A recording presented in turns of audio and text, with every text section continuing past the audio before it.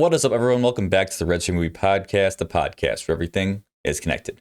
I'm your host, Jacob Thompson, and joining me is my co-host, friend, and the person most likely to sleep with a hairnet and a mustache net to keep everything slicked back. Not pushed back, Perk. Slicked back.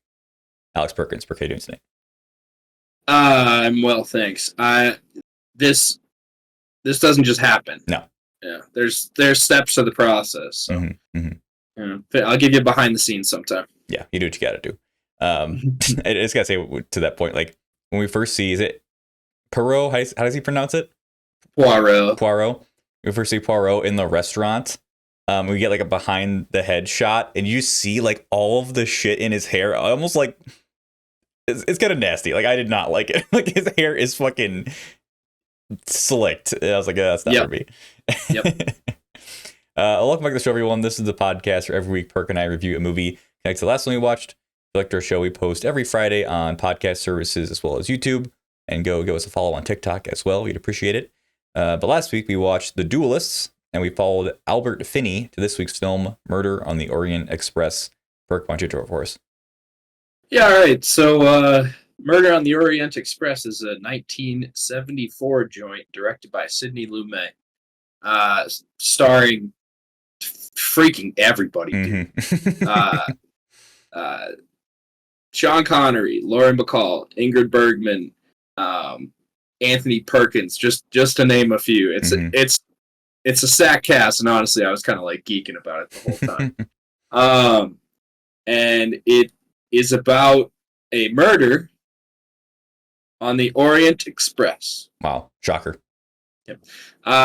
Just out of convenience, the detective Hercule Poirot winds up on the Orient Express with 12 passengers, and somebody dies, and then they unravel the mystery over the course of a couple hours. Few fun facts. Agatha Christie was still alive when this movie came out. She was 84, and she went to the premiere.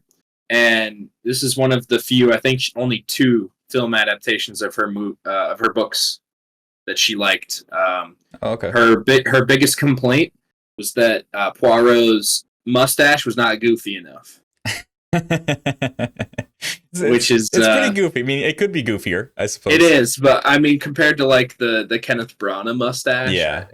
No, it's not quite in the same caliber. The story, which the inciting incident, it feels redundant, but I don't think it is that there's a baby, the Armstrong baby, who's murdered, and the Armstrong baby story is based off of the Lindbergh baby story. I was going to say, like, that sounds familiar. Yeah, another incredibly prominent kidnapping and murder story. So that's where the basis came from.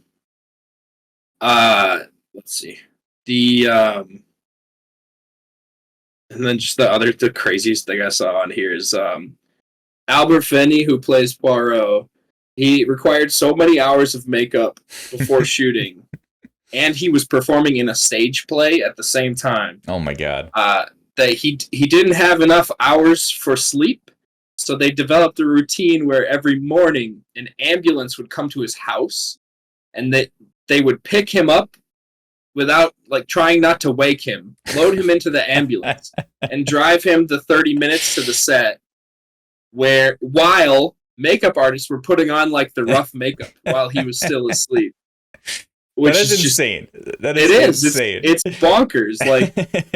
Kudos to the man. Could not have been easy. Yeah, that would have duty like that. Woke me up for sure. Goddamn. Perk, I'll go first in this movie. I was surprised how much I enjoyed this. For some reason, I thought the mystery wasn't going to be that compelling, or it was going to be predictable. But I did not guess that literally all of them were the killer, and the way it's unraveled is crazy. Did you not know that ending?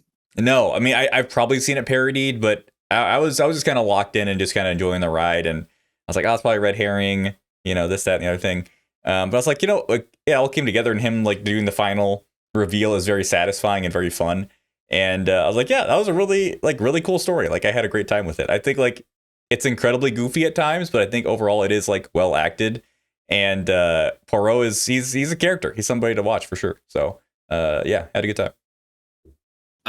Yeah, so I knew the story, and I knew that the ending was that they all killed him. I did not know the mechanic. I kind of assumed that, I don't know, like just from ignorance, I assumed that like everyone snuck in overnight at different times and stabbed him just on coincidence. Which, now that I think about it, there's not a lot of time where that could have all transpired without them bumping into each other. Yeah, because I was thinking maybe it was two people. Like one person went to kill him first, and another person came to kill him. I didn't know the first person had already done it or something like that. Yeah, but it's an incredibly effective twist, and it's just so fresh compared to a lot of like the whodunit type stuff. Yeah, where your brain's picking at like they all kind of have a, because that's always how it happens. Everyone has a motive, but then it turns out it's one guy, and like that's just like a trope of the genre. But it's when you see it subverted like this, or like the original Knives Out, where it's not a whodunit because we immediately know who did it, and then it unfolds from there. It's very refreshing to see kind of different ways to do it, and this is just a super creative one because every red herring is like, no, you're right. Like, they did it. That was one of the funniest things because they're doing the interrogations, right? And Bianchi, the director of train's like, no, he did it as like a joke. And I'm like, I loved having I loved having the peanut gallery there. Yeah, just like him and the every doctor. time it's like, they did it together. Yeah, and it's like, oh, this is funny, but he was right. Like they literally all did it. Yeah, and like it was a really good payoff. And also, it's like how it paid off with the beginning of the movie where he's like, oh, I'm gonna take the train, and like it's full. He's like, this time of year it's full. It makes no sense, but then it makes sense because they're all there for the reason. So like, it all came together in a really cool way.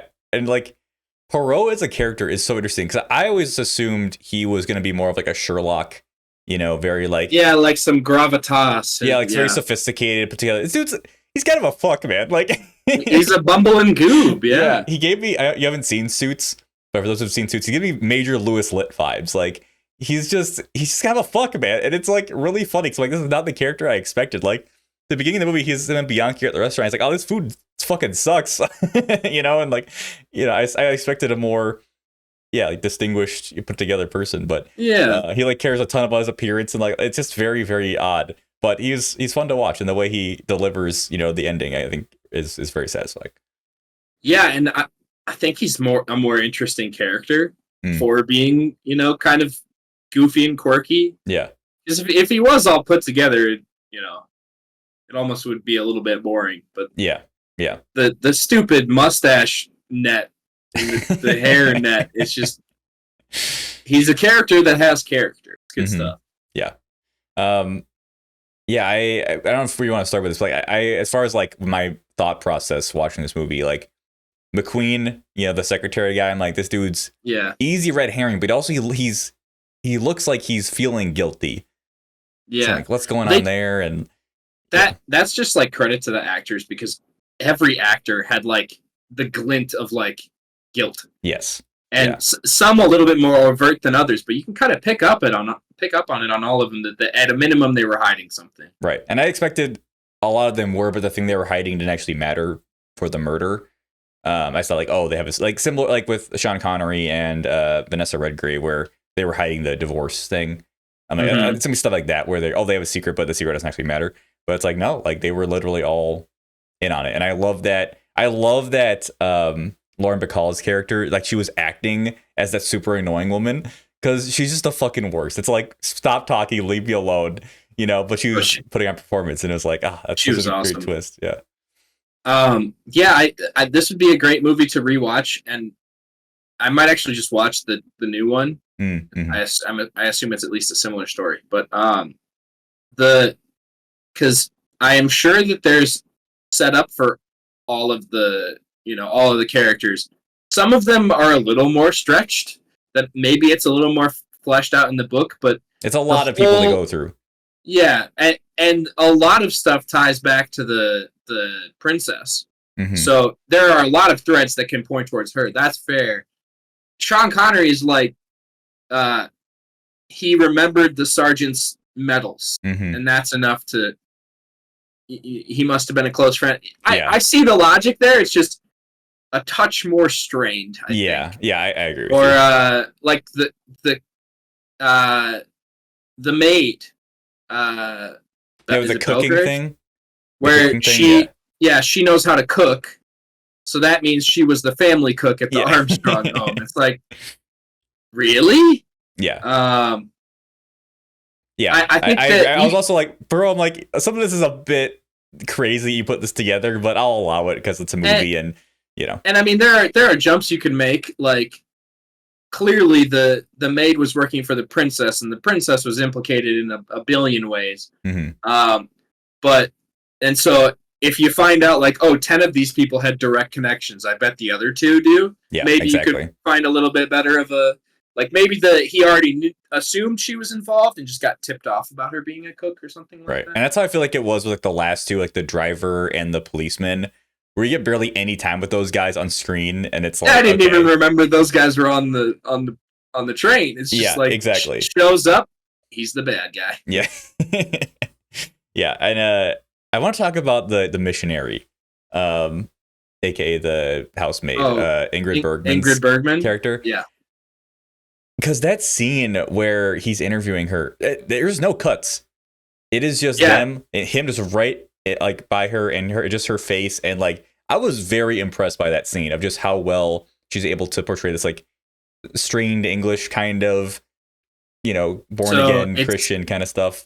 That was incredible. I've got more on this for you. So it's not really a surprise because Ingrid Bergman is one of the best actors of all time. I hope we watch more of her soon. Mm-hmm. But like, by all accounts, Ingrid Bergman is top class. And yes, that part of the reason she agreed to take the role was because Sidney Lumet told her that there was going to be a 5-minute one shot where it's pretty much just focused on her face the whole time. Yeah. And that scene won her an Oscar. She won Best Supporting Actress for this movie. Wow. Yeah, she deserved it. Yeah, well, even though in her acceptance speech she said one of the other nominees deserved it more,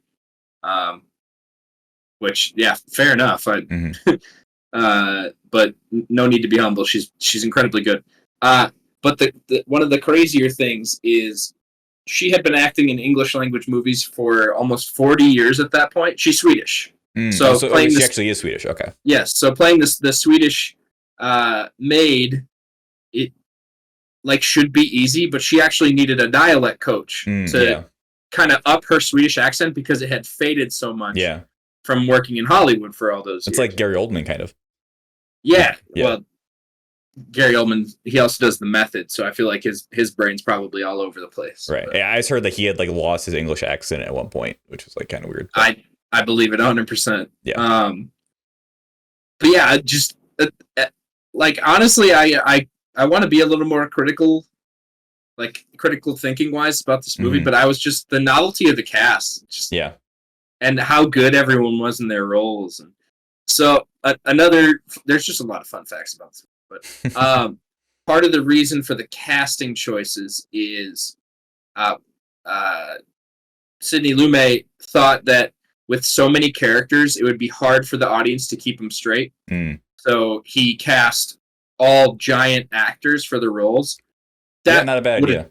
No, it would have definitely helped at the time. It was maybe a little tougher for us young folk who aren't especially familiar. I was like, I know Sean Connery. That's about it. And Sean Connery was first on board. The justification was, if you get the biggest one, the next will follow, which he was very flattered by. But I like all the performances in this one are great. I think Albert Finney as Poirot is a little goofy, but I think that's probably the spirit of it. Yeah, I think that's the point, right? Yeah, considering Agatha Christie liked it, and he got a Best Actor nomination out of it too. Yeah, and I'm with you. Like, I wanted critique this movie a bit, but I said kind of a lot of fun looking back on it. I think the opening is a bit slow. I think it takes a little bit too long to get going, and like starting with the newspapers of the baby, I was like, what's going on? Like, how is this related? And of course, it's like very important. But like, I thought the newspaper mechanic was cool, but it kind of went on for a long time. Yeah, there was a lot of it. Some of the headlines were like kind of funny. It was like, "Oh no, baby" or something. I don't know. Like, it was obviously a very tragic thing, but I was like, it was just a little bit goofy as well. But yeah, I think once it stops, once the murder happens, and you're really in it, you're watching it. Like you said, I think the peanut gallery of the doctor and Bianchi is like a very underrated component of this movie. Like, them being there just adds so much like comedy and also his ability for dialogue to happen. But also like Perot is hiding a lot from them. He is like thinking a lot more about stuff he's not revealing, and then we get the big reveal at the end, which like logically you never do that in real life. You never like reveal to everyone what actually happened. But it's super satisfying, and like I think it also, but it does kind of make sense in this one because he realizes all of them are the killer. So it's like, okay, let's talk about it and what are we gonna do? And him deciding to not turn them in, I actually didn't mind because he had shown so much passion for how upset he was about the 5 people that had died due to the incident. He could have been bluffing that to get a reaction in people, but I thought it was genuine if like he was actually pissed off about that. So yeah, I thought that they set up really well that he clearly cared a lot about that case. Yeah. And I was very happy with the ending because sometimes you kind of just want like a fist pumping, like, screw that guy, rotten hell, dirtbag. Like, so I really like the way they went with the ending. I didn't know that part. I didn't know he kind of let him off with it.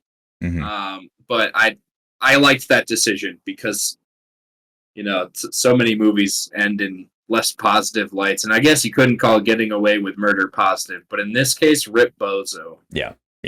Dude was an absolute piece of shit. One other goofy thing, correct me if I'm wrong, Perk, but the notes he was getting, every letter was written by a different person. Is that correct? I'm pretty sure that's kind of goofy for me. It's like how many capital letters that are all written in different handwriting? Yeah, 12. It's like, I was imagining all of them going to a house like, okay, I'm gonna write this one, and you write this one. Like, how long did that take? And do they write all these notes ahead of time? Like, you can't think about it too much, but like that's no. And then also like the 12 men in a jury. Like, what does that have to do with anything? But it's just the same number. I don't think he's incriminating himself by saying how many people are on a jury, but maybe it's a Freudian slip. Maybe it was a reference to 12 Angry Men that was directed also by Sidney Lumet. Yeah. Also did Dog Day Afternoon, which we watched earlier. Yeah, we're big Sidney Lumet fans around here, I guess. Yeah. Oh, also, fun fact, because I looked it up. So Vanessa Redgrave, who played Miss Debenham, played Max in Mission Impossible. Oh, really? Yeah. Oh, what do you know? And then she also voiced the Witch of the Waste in Howl's Moving Castle. Oh, fun fact. Cool. So callbacks to previous episodes. Because I saw her picture on IMDb and like I recognize her. I didn't recognize her in the film because she was so young, but I was like, oh yeah, she's Max. But yeah, I don't have too much more to say with this movie. I had a great time. I felt bad for Pierre a lot in this movie because he was kind of getting shit on, but then he was a part of it. So I'm like, all right,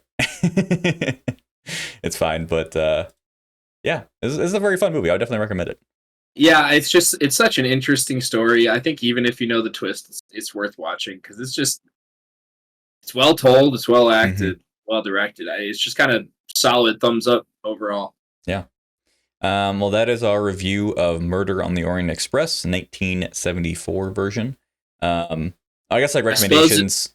Yeah, I like the one I would throw out just because it's another kind of creative twist on the genre is Knives Out. Yeah, I was gonna say the same. Specifically, not Knives Out 2 because that is a very straightforward genre movie. It's just more of a straight whodunit. But Knives Out, the first one, is like a fantastic example of how you can kind of contort the genre and make it more interesting. Yeah. Well, and they're both ensemble pieces as well, though. Like they're both ensemble casts. I mean, I like Knives Out 2 quite a bit. It's just it doesn't kind of break from tradition as hard. Yeah. Well, I know Rian Johnson is very inspired by Agatha Christie for those, so Yeah, those are good shout. Yeah, sorry to it. Yeah. The scene where they all get on the boat at the start kind of reminded me like, oh, yeah, Glass Onion. There's a scene like that in Knives Out too, so I'm sure that was a direct inspiration. For sure. So yeah, that's more than the Orient Express. Before we review or watching next week, it's do a little bit of bonus reviews. Perk, trying to go? Yeah, go first, so I don't have any because I just went and saw The Boy and the Heron again, and I like that movie a lot, and everybody should go see it. Okay. There you go. I watched BlacKKKlansman for the first time. This last week, my roommates were looking for someone to watch, and it was on my Netflix, and it was expiring soon. I'm like, yeah, let's watch BlacKKKlansman. Great movie. I mean, Spike Lee knows what he's doing. You know, if it's a Spike Lee joint, it's gonna slap. If it's a Spike Lee joint and it's like not the Old Boy remake, where he's actually telling a story, you know, from his perspective. Like I really liked it. Performances are fantastic. You know, Adam Driver is great. John David Washington's great.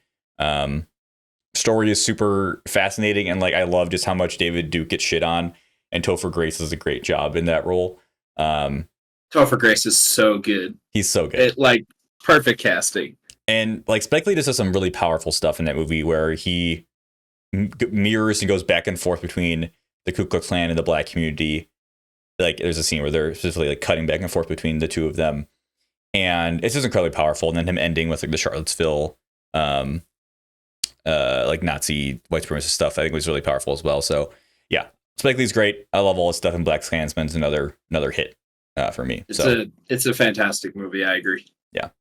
But I want to end this episode, Perk, by talking about some of the variety matchups we've been seeing lately. So if you're listening, you don't know, every year Variety does actors on actors and also directors on directors, usually where we get actors chatting to each other about their work and directors chatting to each other. And this year, I think, has been one of, if not the best year ever. Just absolutely incredible pairings and some great conversations. But Perk, what have been some highlights for you so far?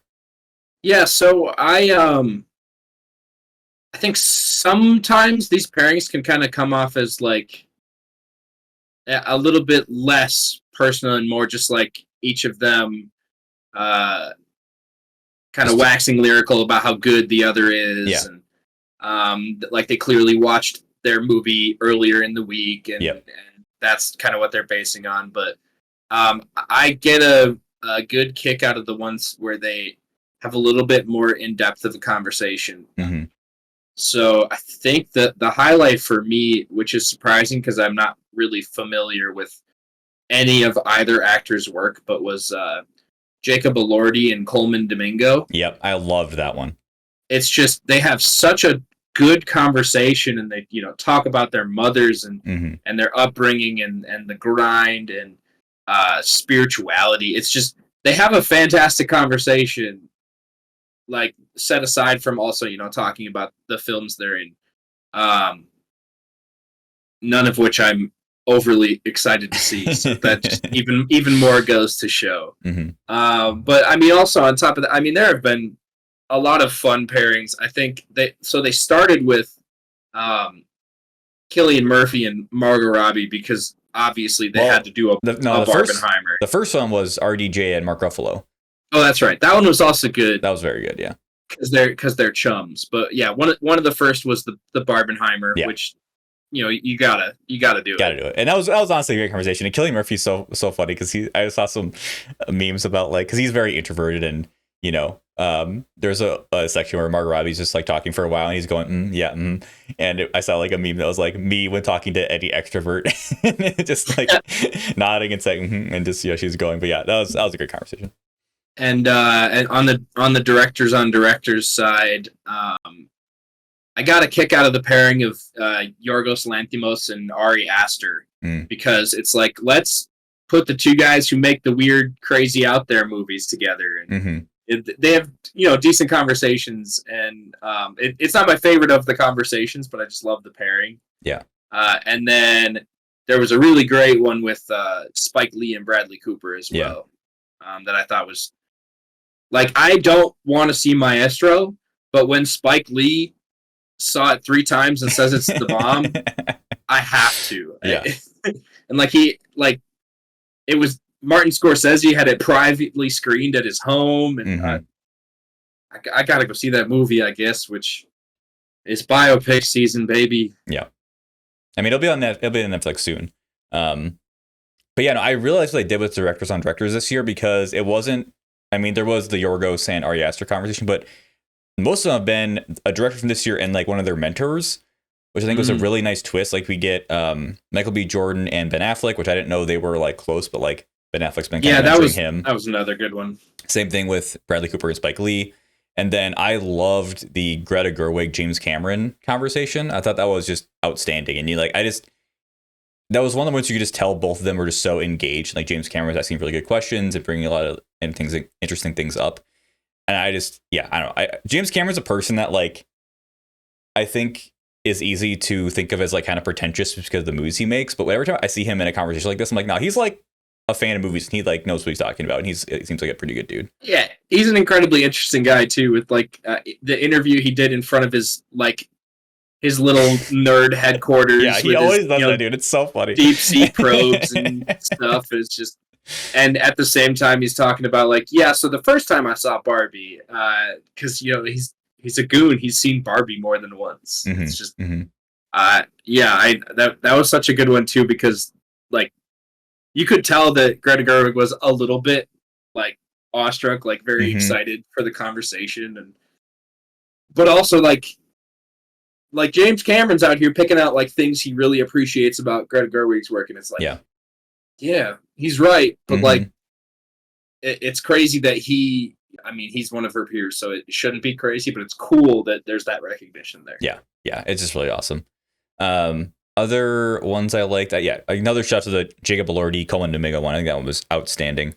I think if you're a fan of Devil Wears Prada, you have to watch the Emily Blunt and Hathaway one. That's just a fun kind of reunion and fun chat. I like the Taraji P. Henson and Jeffrey Wright one a lot.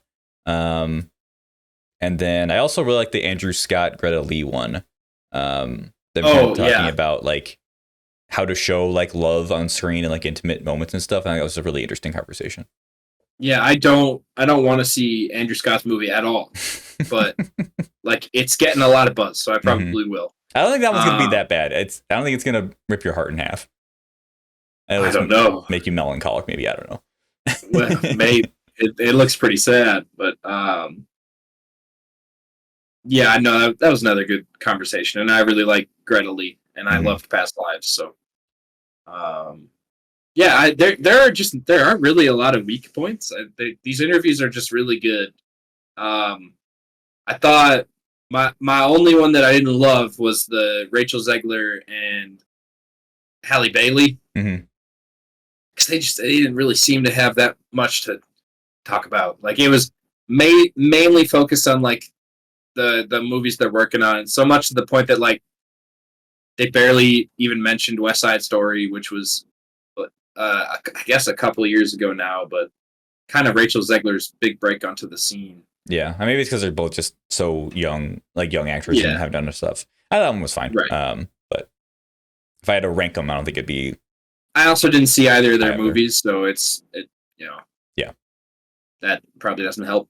Yeah. But yeah, I think if anything, this has just reminded me how many good movies came out this year.